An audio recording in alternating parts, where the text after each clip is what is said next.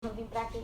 Você sabia que Jesus, ele nos comprou para nos salvar do pecado que Adão e Eva nos entregou?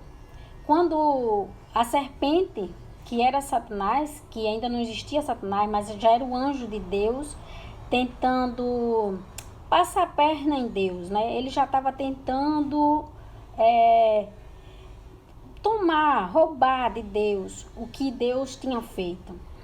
E só que quando ele vai e entra na cobra e ele engana Eva nos entrega toda a humanidade que ainda não existia, né? Ainda ia existir, a Satanás.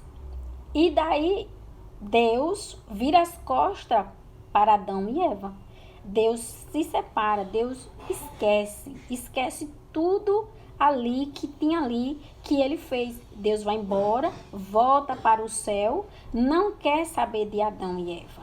E eles vai viver a vida deles do jeito que eles quiser. Deus disse: vai trabalhar, do sol do seu rosto vai comer, vai parir, vai ser a maior dor de todas. Tudo isso foi castigo para Adão e Eva, do pecado, certo? E aí todo mundo nasce do pecado de Adão e Eva, que era o sexo, o pecado que era de Adão e Eva, que nós nascemos foi através do sexo, não é? Então somos pecadores. E aí passa todo o Velho Testamento. Passa por muitas coisas, acontece muitas coisas. Nasce algumas pessoas que Deus chega a gostar, que Deus faz aliança com eles, que Deus volta a amizade com eles. Mas a Bíblia fala que ainda existia o pecado entre Deus e o homem na terra, a humanidade, né? E Deus ainda não podia se aproximar como ele gostaria. É de tanto que Deus não pegava todas as pessoas para conversar. Deus tinha a pessoa ou duas pessoas que ele falava. Deus tinha um ou dois escolhidos. E todas as pessoas tinham que ouvir aquilo que aquele homem de Deus falasse com eles. E eles tinham que seguir Deus através dessa pessoa, porque ninguém tinha acesso a Deus. Mas o tempo passa e chega o Novo Testamento. E no Novo Testamento, a Bíblia diz que Deus olhou para a terra, procurando um homem na terra que fizesse o que Jesus tinha que fazer. Porque se ele achasse, ele não mandaria Jesus, ele pegaria um homem na terra, um humano, para fazer o que Jesus fez. Mas ele não achou ninguém capaz de fazer o que Jesus fez. Portanto, ele manda o filho dele vir e morrer por todos nós, pagando o tal pecado que Adão e Eva pecou. Então Jesus era o cordeiro, Jesus era o sacrifício, Jesus era a nossa luz, Jesus era o nosso caminho, Jesus era a fonte de água viva, Jesus era a ponte para ir para o céu. Jesus é a nossa ponte para entrar no céu. E através da morte de Jesus, ele nos trouxe a liberdade de escolha. Através disso, nós hoje somos o que nós somos. Falamos o que quiser, do jeito que quiser, com respeito às autoridades da terra, que Jesus manda que a gente respeite as autoridades da terra, juiz, advogado e tudo que está acima de nós, e também as outras pessoas, que a gente ame e respeite, independente do que elas escolham para ser. Nós temos o dever, a obrigação dada por Deus de respeitar, porque Jesus disse: eu morri por todos. Só Jesus pode culpar, só Jesus pode condenar, ninguém mais. Mas no Novo Testamento, Jesus ele fala que as crianças já pertencem ao reino do céu. E o homem e a mulher que vai entrar no céu, ela precisa ser como uma criança. Jesus pega uma criança ali no meio do povo e chama para perto dele e mostra: para entrar no reino do céu, você precisa ser igual a essa criança. E todo aquele que receber uma criança no meu nome, me recebe e recebe também o meu Pai.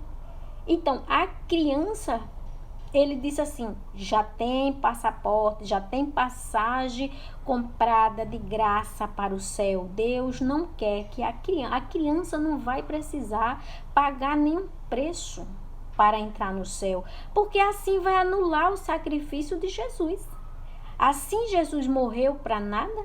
Jesus passou vergonha? Jesus foi humilhado para nada? Para nada se viu o sacrifício de Jesus? Porque Jesus disse: eu sou a ponte entre Deus e vocês. E as crianças já pertencem ao reino do céu.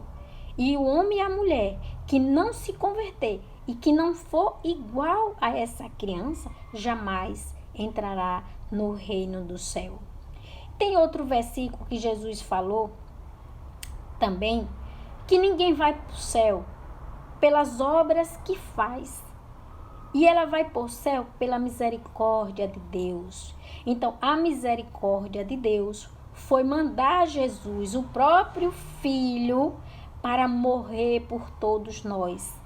Essa é a misericórdia de Deus. E essa misericórdia pode fazer pessoas que ninguém imagina entrar no céu.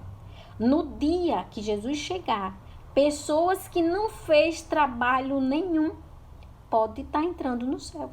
E as pessoas que mais trabalhou podem não estar entrando no céu. Porque tudo é da maneira que Jesus enxergar, ver as coisas. Porque Deus disse: contra o amor não há lei. Então, se você ama somente e conhece a verdade de Deus, a verdade. Porque a Bíblia hoje, você encontra as pessoas dizendo assim: a Bíblia eu interpreto desse jeito. Aí o outro faz: e eu interpreto desse jeito. E Jesus disse o quê?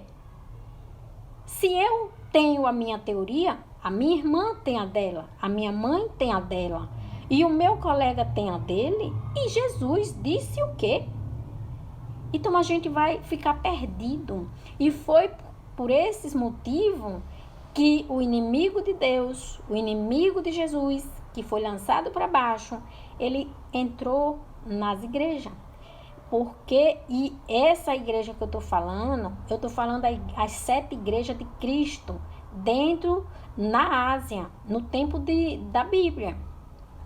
Porque Satanás, naquele tempo, ele entrou sim dentro das 7 igrejas. Quem conhece a história das igrejas, das 7 igrejas de Cristo, sabe disso. E ele entrou dentro das igrejas.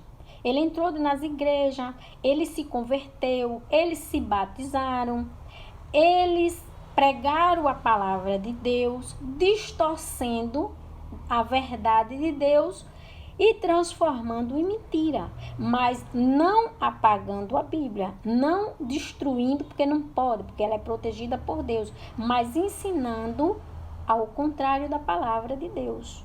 É por isso Jesus batizou ele como o anticristo, porque ele é anti a tudo que é de Deus. Então ele começou a distorcer a palavra. E as pessoas começaram a ouvir e entender cada um de uma forma diferente. Mas se você pegar o versículo, uma carta, pronto. Seu pai manda uma carta para você. E aí tem o 1, o 2, o 3, o 4, o 5, até o 30.